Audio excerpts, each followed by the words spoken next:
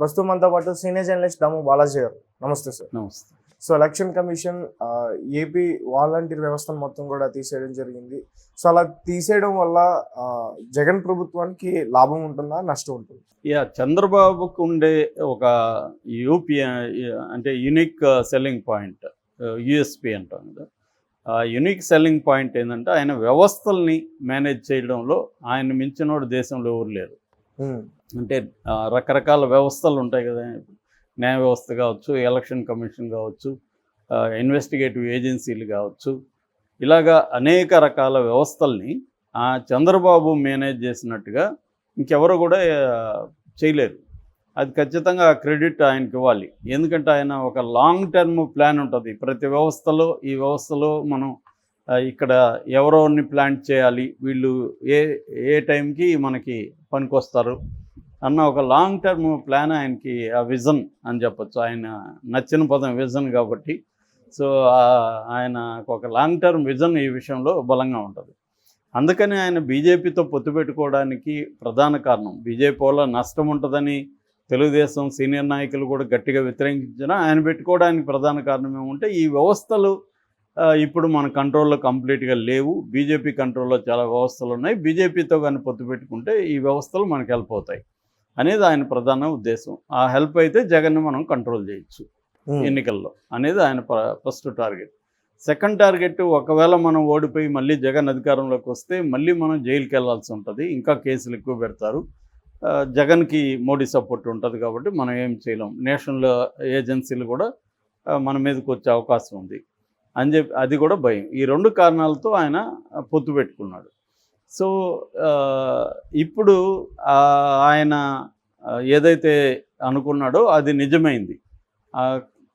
కేంద్ర ఎన్నికల కమిషన్ చంద్రబాబు కోరికలను ఆంధ్రప్రదేశ్లో నెరవేర్చడం స్టార్ట్ అయింది. ఇప్పుడు ఈ 3 ఉదాహరణలు మనం చెప్పుకోవచ్చు. ఒకటి వాలంటీర్ల మీద చంద్రబాబు ముందు నుంచి పోరాడుతున్నాడు.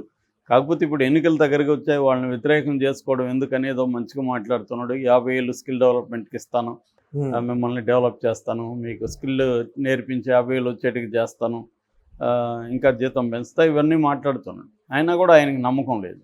అందుకని ఒక పక్క మాట్లాడుతూనే ఇంకొక పక్క ఈ వ్యవస్థను ఆపిచ్చేయాలన్న ప్లాన్తో వెళ్ళాడు. సో దాంతో ఏం చేశాడు ఆయన, చంద్రబాబుకు ఉండే ఇంకొక మోడస్ ఆపరండి, ఇంకొక తెలివైన పద్ధతి ఏంటంటే ప్రతిదీ తెలుగుదేశం వైపు నుంచి చేయడు, ఆయన పార్టీ నుంచి చేయడు. అనేక మంది వ్యక్తుల్ని, ఇండిపెండెంట్ ఆర్గనైజేషన్ని ఉపయోగించుకుంటాడు. అవసరమైతే తానే ఇండిపెండెంట్ ఆర్గనైజేషన్ పెట్టిస్తాడు. అలాగా నిమ్మగడ్డ రమేష్ కుమార్ ద్వారా గతంలో ఎలక్షన్ కమిషనర్గా ఉన్న ఆయన ద్వారా ఒక సిటిజన్స్ ఫర్ డెమోక్రసీ అనే ఒక ఫోరంని పెట్టించి ఆ ఫోరం తరపున, ఆ ఫోరంలో మేధావులను కూర్చోబెట్టి రిటైర్డ్ ఐపీఎస్లు, ఐఏఎస్లు ఇలాంటి వాళ్ళు, అంటే తెలుగుదేశానికి అనుకూలంగా ఉన్నవాళ్ళు, వాళ్ళని కూర్చోబెట్టి సుప్రీంకోర్టులో దీని మీద కేసు వేశాడు. సో దాని తర్వాత హైకోర్టులో ఇక్కడ కేసు వేశాడు, ఎలక్షన్ కమిషన్ కంప్లైంట్ చేయించాడు. దాని ఫలితంగా ఇప్పుడు ఎలక్షన్ కమిషన్ ఏం చేసిందంటే వాలంటీర్లను వాళ్ళు చేసే పనుల నుంచి తాత్కాలికంగా ఎలక్షన్లు అయ్యే వరకు ఆపేయమనింది. అంటే వాళ్ళు వృద్ధాప్య పింఛన్లు ఇవ్వడానికి లేదు, ప్రజలకు ఏ రకమైన సర్వీసు వాళ్ళు చేయడానికి లేదు, ప్లస్ వాళ్ళ దగ్గర ఉన్న ట్యాబ్స్ కానీ ఫోన్స్ కానీ అన్నీ కూడా డిపాజిట్ చేసేయాలి సచివాలయాల్లో. ఇది ఫస్ట్. రెండవది, ఈ ఎన్నికలకు ఏ రకమైన ఎన్నికల విధుల్లో కూడా వాలంటీర్లు తీసుకురావడానికి లేదు. చివరికి వాళ్ళు ఈవెన్ ఏజెంట్లుగా కూడా ఉండడానికి లేదు, ఏ రకంగానూ ఉండడానికి లేదు వాలంటీర్లు. అది. ఇక రెండోది ఏంటంటే డిఎస్సిని పోస్ట్పోన్ చేసింది, ఎగ్జామ్స్ ఇప్పుడు జరగడానికి లేదు. అట్లాగే టెట్ ఎగ్జామ్స్ జరిగాయి కానీ దాని రిజల్ట్స్ అనౌన్స్ చేయడానికి లేదు. సో ఈ 3 రకాలు, అంటే చంద్రబాబు ఏమంటున్నాడు, జగన్ డిఎస్సి పెట్టలేదు, డిఎస్సి నేను వస్తే మెగా డిఎస్సి మీదనే ఫస్ట్ సంతకం అంటున్నాడు. కానీ అది జగన్ పెట్టిన డిఎస్సిని ఆపిచ్చింది కూడా మళ్ళీ చంద్రబాబు, టిట్టెను కూడా ఆపిచ్చారు. సో దీనివల్ల చంద్రబాబుకున్న అండర్స్టాండింగ్ ఏంటంటే దీనివల్ల జగన్ మీద నిరుద్యోగులకి వ్యతిరేకత పెరుగుతుంది అనేది చంద్రబాబుకున్న అండర్స్టాండింగ్. అట్లాగే వాలంటీర్లు ఎందుకు ఆపించారంటే వాలంటీర్లు ఈ ఎలక్షన్ టైంలో కానీ ఈ పథకాలు తీసుకెళ్ళి వాళ్ళకి ఇస్తూ ఉంటే ర్యాపో ఉంటుంది వాళ్ళతో. సో వాళ్ళ కంట్రోల్ ఉంటుంది. ఆ రకంగా మనం వాలంటీర్లను కానీ దూరం చేస్తే ర్యాపో తగ్గుతుంది కాబట్టి వీళ్ళ ఇన్ఫ్లుయెన్స్ ఓటర్ల మీద తగ్గుతుంది అనేది చంద్రబాబు ప్లాన్.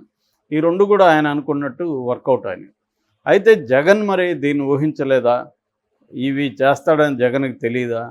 ఖచ్చితంగా జగన్కి తెలుసు. ఇక్కడ ఏంటంటే చెస్ గేమ్ లాంటిది చాలాసార్లు రాజకీయాలు. అంటే ప్రత్యర్థి ఏ ఎత్తేస్తాడు, నేనే ఎత్తేయాలి, దానికి మళ్ళీ అతనేమి ఎత్తేస్తాడు, నేను దానికి ఏమేయాలి, ఇలాగ ఒక 10 ఎత్తులకు సంబంధించి నువ్వు థింక్ చేయగలగాలి. అప్పుడే ఆ లీడరు సక్సెస్ అవుతాడు.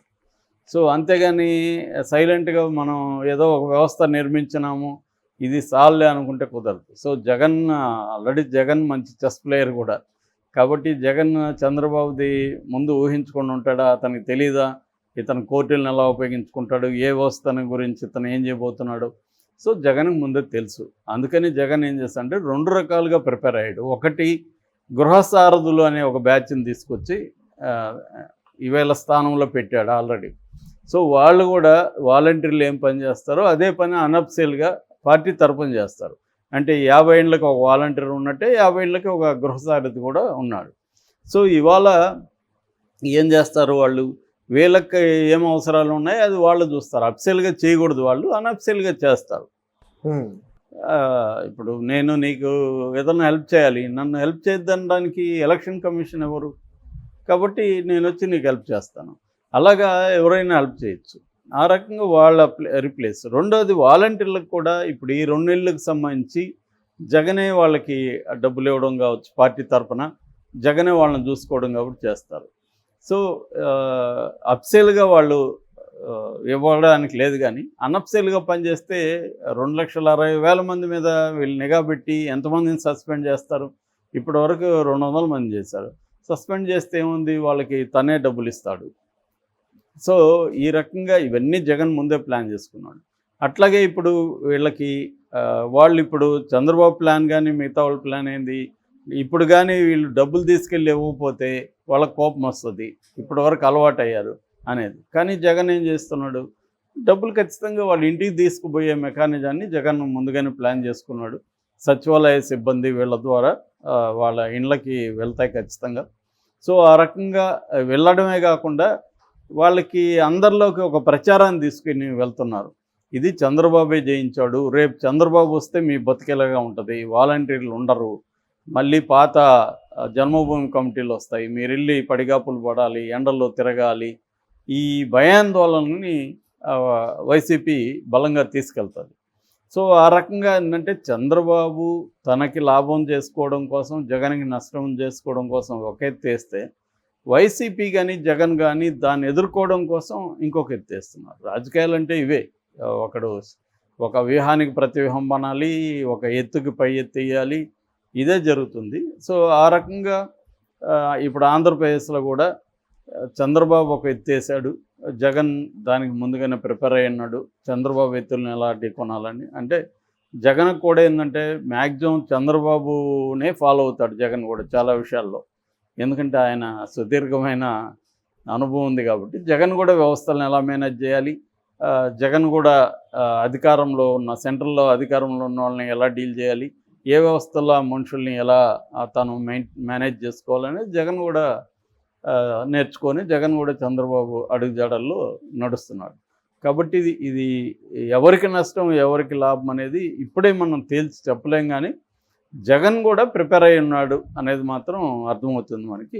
అందుకని జగన్ కొన్ని ఈ విషయాన్ని ఈవెన్ మన రాధాకృష్ణ కూడా కొత్త పలుకులో రాశాడు కూడా, 2 నెలలు జగన్ విపరీతంగా వాళ్ళకి శాలరీలు ఇవ్వబోతున్నాడు, ఇవన్నీ కూడా రాశాడు. కాకపోతే ఏంటంటే మనం చేయాల్సింది చేద్దాము అనేదే వీళ్ళకి, ఇంక వేరే మార్గం లేదు కదా. వాళ్ళని ఇప్పుడు మొన్నటి వరకు తిట్టారు పవన్ కళ్యాణ్ కానీ ఇతను కానీ వాలంటీర్లని. సో వాలంటీర్లు మర్చిపోరు కదా, ఇప్పుడు వచ్చి నేను వచ్చాక 50,000 ఇస్తానంటే వాళ్ళు నమ్మాలి కదా వాలంటీర్లు. మొన్నటి వరకు ఇతను తిట్టాడు, ఆడవాళ్ళు లేని టైంలో పోయి తలుపులు తడతారన్నాడు, మనల్ని మహిళలు మిస్సింగ్ మనే కారణం అన్నారు. రోజు ఆంధ్రజ్యోతి, ఈనాళ్ళు అక్కడ వాలంటీర్లు హంతకుడు, ఇక్కడ వాలంటీర్ రేపిస్టు అని రాస్తూ ఉన్నారు. మొన్న కూడా మన కాళహస్తి అభ్యర్థి వాలంటీర్లని బ్లాక్మెయిల్, రేపిస్టులు, ఇలాగా మాట్లాడాడుగా, వాళ్ళందరూ ధర్నాలు కూడా చేశారు.